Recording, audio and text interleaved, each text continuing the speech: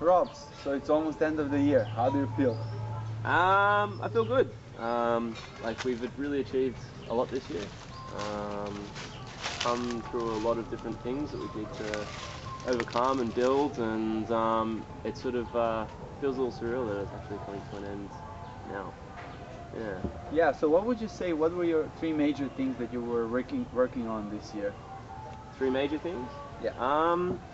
I guess a lot of it was considering I was the first person to be in this role. I guess there was a lot of things I was trying to build in terms of like basic stuff, a lot of support material for the volunteers, and just trying to give basic ground support. We're trying to drive a lot of things. We tried to work on building a lot of different avenues and expanding those avenues, trying to focus a lot more on things like retailers and carpet parties. So that was probably the one, probably one of the major things. The other thing would be fundraising initiatives. So the Entrepreneurs Campaign was probably one of the larger successes out of my year. So we were able to successfully change CFC's model a little bit and fundraise effectively for the businesses, the women that we're supporting. And number three, it's a tricky one, but probably working a lot more in Cambodia as well, and being able to expand a few more networks within the Cambodian sort of area, and setting up systems in place. Although we didn't really achieve it, we tried to develop new products, and as most people would be aware, but obviously it was a bit tricky in terms of getting a designer, but I think we put in a few systems in place that should be able to see that grow a bit more. So based on your experience, what would you say that are the three main points that the salespeople in CFC should pay attention on next year?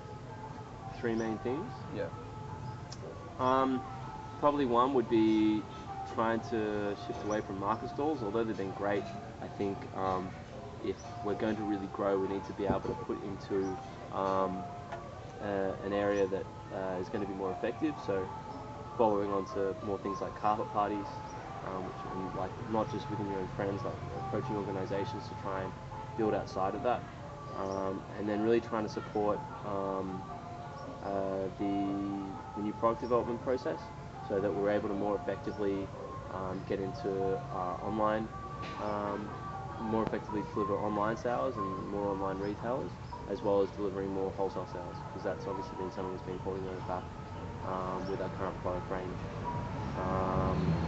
And just have fun. We're a volunteer organisation mostly. Like if you're not having fun in the organisation, then focus on things that you're enjoying and that you want to put into the organisation. Cool. And what's one thing that you would like to, like a message that you would like to send to Rowan, who is your successor? Don't stuff it up. What are the major things that you will remember about Cambodia? A lot. I've fallen in love with this country. It really is an amazing country.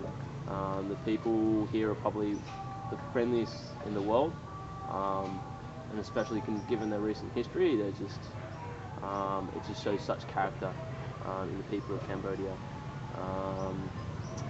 So that'd probably be one of the biggest things I'll take away from this experience here. Obviously, working in a developing country, like living in Sydney my whole life, being able to spend some extended time here sort of really sort of opened my eyes to a lot of different things. And working obviously with the people in the project in Phuket, I kind of wish I'd sort of worked in that sort of area a bit closely. Being in Siem Reap was sort of a little bit disconnected from Phuket sometimes.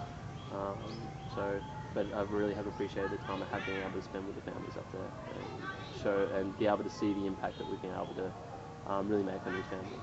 And it's just small things like Consukar, for example, the progress that she's made since entering the program, and now that she's starting her own business in fruit selling, and that's doing exceedingly well.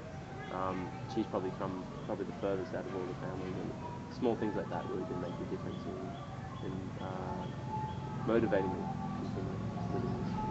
So what was the biggest challenge for you working in Cambodia, working and living? Working and living in Cambodia? Living with you probably, the biggest challenge. Why is that so? No, You're no. such an easygoing fellow.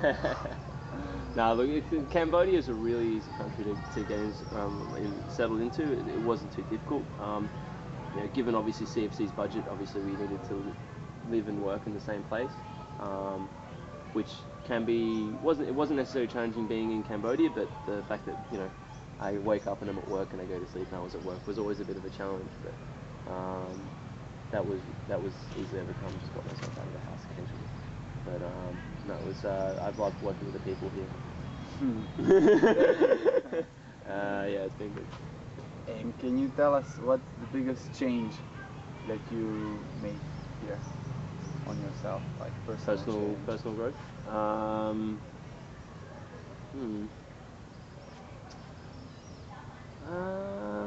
It's a tricky one. I think I'm probably a bit more focused in what I want to get out of life. I think I have a better understanding of things that I want to do.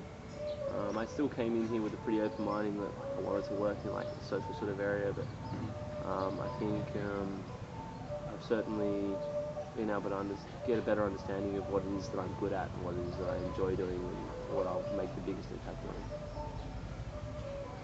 on. And one last question.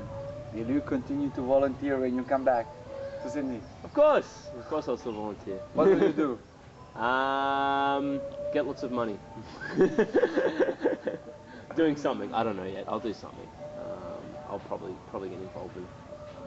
Obviously, I'll probably stay involved in obviously in the sales and marketing context somehow, whether it's fundraising or sales. I don't have a car, so I can't really help out with markets or too much. But do you know what will you do when you go back to Sydney? Not just volunteering. Yeah. Yeah. So I already have a job back in Sydney. Oh wow, really? Yeah. Where? I'm going to be working for Accenture. So I've gone from working in sales and marketing in the social sector to working in IT consulting for a large IT consulting firm. So I couldn't get much of a different experience, but I'm getting into it so I can get into the consulting area and get some experience there. And then in the future, I'd sort of want to work in the third, in the social sector, in a consulting capacity. So I do have some sort of longer term objective attached to it. I don't definitely want to do it forever, but it should be a great experience for me. That's good to hear, Rob.